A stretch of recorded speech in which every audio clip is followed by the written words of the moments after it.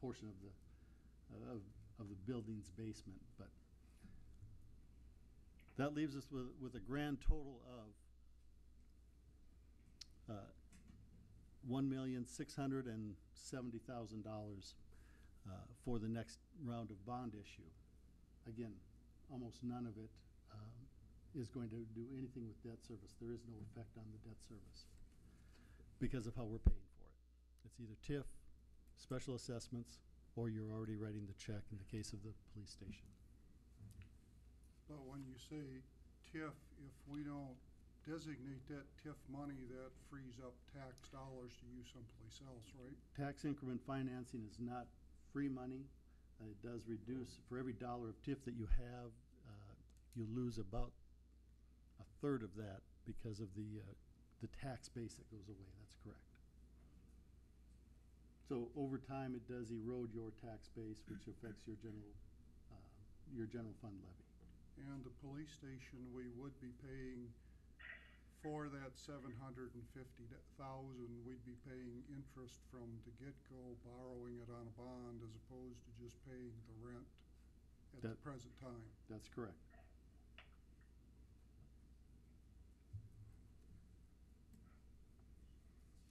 So in a nutshell, that's where we got today. I'd open it up for questions if you have thoughts or concerns. So instead of going up three points, how far are we going up now?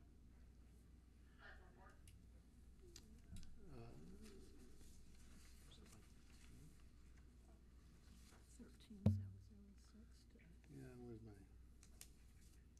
About 1.5. What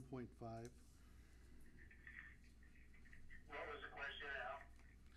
Instead of going up 3+ points, how far are we going up on our levy?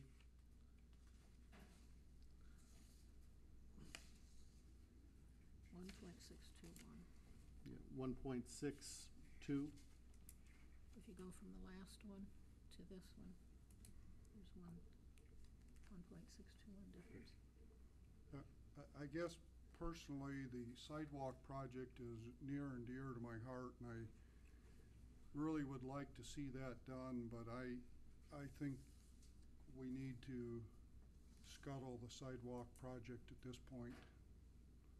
And I do think the police, the $750, I mean, when we're issuing, we're going to be paying on that money. We're going to be having cost of issuance on it.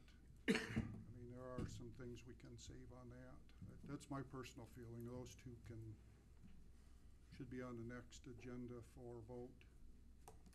And since I voted for both of them, I can bring them back. Yes, sir.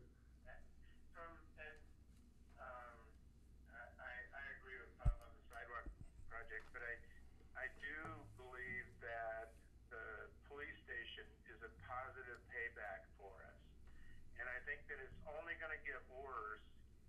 You know, the 52 or 53,000 is only going to get worse for us.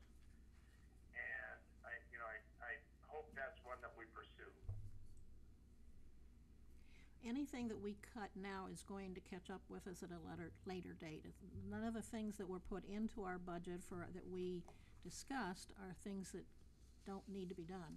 None of it was just out of the whim. So whatever we cut here for this year is still eventually going to have to be done. So.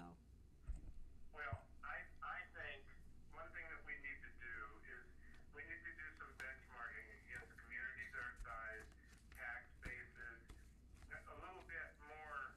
It does seem to me like our taxes are extraordinarily high, and I know that there's a lot of stuff we have to do, but we do need to, I think, do some benchmarking with other communities and see why we're in the position that we are.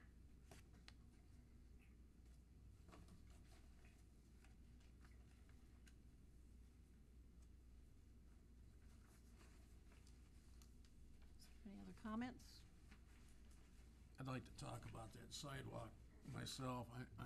I've been against it to begin with from beginning, but there is one section down there by the old Lock and Key place that I think should have something done to it. It's starting to cave in. We're gonna lose a customer pretty soon. He's going down the hole. And with that knowledge, and seeing as we know that, I think we're kinda crazy for not fixing that. We need all the citizens we've got, and actually, we don't need to be losing any down that hole. Wasn't there an area by the food pantry also or something? By Under the the building? church there, I think, that, Was it the church? yeah, the church, they've got that spot that keeps washing away and it's starting to, Church looked Destroyed pretty good sidewalk. today. I mean, the only real bad spot was the old bar and George's Lock and Key that's no longer there. That looked bad. Let's face it, it's sunk that far already. oh, yeah. Is that where the one pet store's at now, or Excuse me? is that where that pet store's at now, or? Yeah.